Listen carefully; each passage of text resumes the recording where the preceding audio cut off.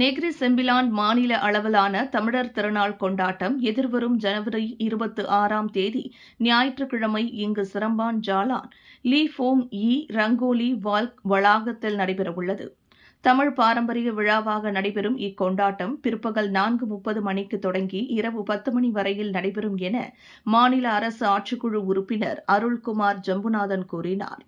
பொங்கல் வைத்தல், கோலம் வரைதல், தோரணம், மட்டை பின்னுதல் போன்ற போட்டிகளுடன் பாரம்பரிய போட்டிகளான கபடி, சிலம்பம், உருமி மேளம் போன்ற அங்கங்களும் இடம்பெறும்.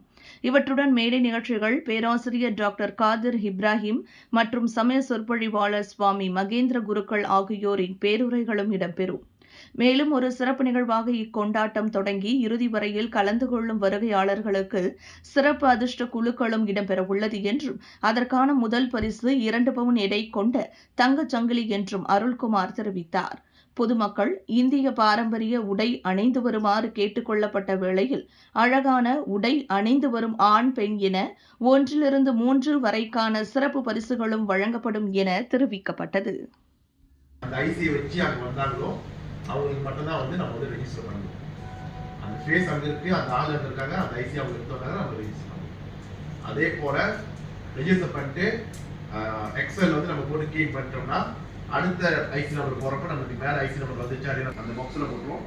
ஒரு கூப்பன் அவங்க கையில் போட்டுருவோம். ஸோ எவ்வளோ நம்ம செய்ய முடியுமோ எவ்வளோ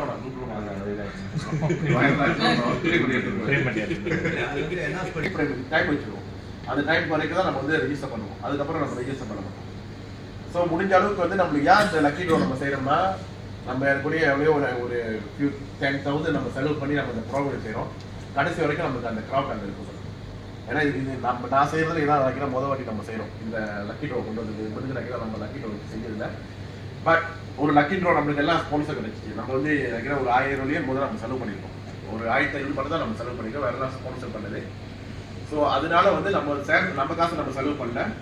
பட் அது வந்து என்ன இம்பேக்ட்னா அந்த கிரவுட் அங்கே இருக்கும்.